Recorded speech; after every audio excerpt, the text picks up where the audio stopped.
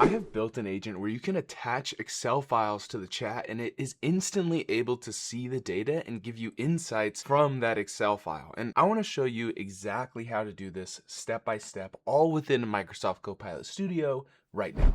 So being able to read Excel information, in my opinion, is actually pretty tricky. And Microsoft has kind of put this behind this setting that you need to enable. Now, I will say there are a bunch of different ways where you may need your agent to read Excel information. This is for if you are wanting to actually upload an Excel file or attach an Excel file in the chat that somebody is having with your agent. If that is the case, you're in the right place. If you are wanting to read, say, information in an Excel document that is stored in SharePoint, I'm gonna have a link to the end of this video to that video that shows you step by step how to do that. But nonetheless, I wanna show you exactly what I mean here. Here I am within Microsoft Copilot Studio, and I have a completely brand new agent, and I also have an Excel file here for an example that outlines kind of 9 different accounts, the number of orders each of those accounts have had, as well as kind of an average order price based off of these different accounts. Like I said, this is just used as our example. Now, if I go ahead and upload this file, it's called book,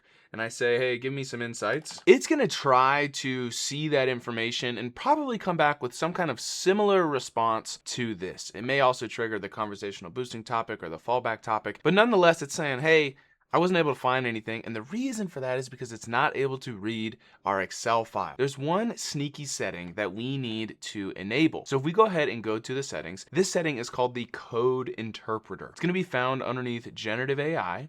And if you scroll down to the bottom, you will see the code interpreter here. What we need to go ahead and do is turn this on and hit save. You will see that this is currently experimental as well as a premium tool. And you might be thinking, Griffin, I'm not trying to have it run code or read code or execute Python or create reports. I just want it to read Excel data. Well, the reality is this is still the setting that you need. This is the piece that allows your agent to read Excel code. And so we need to be able to turn on the code interpreter.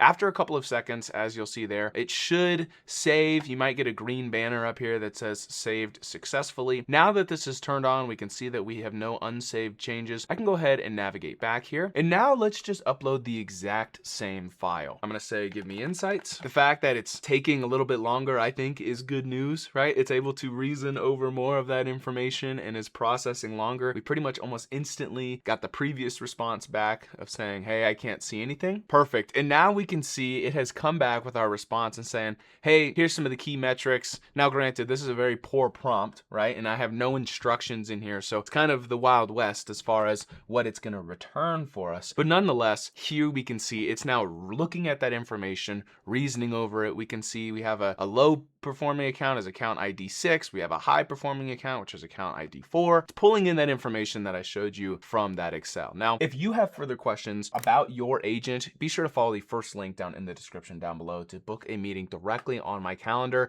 so I can try to help and answer any questions that you may have around your Copilot Studio agents. As promised in the beginning, here is that video where you can see how to build an agent that accesses Excel data stored in SharePoint. Thank you so much for sticking to the end of the video. My name is Griffin Lickfeld, the host of the Citizen Developer channel, and I'm excited to connect with you in the next one.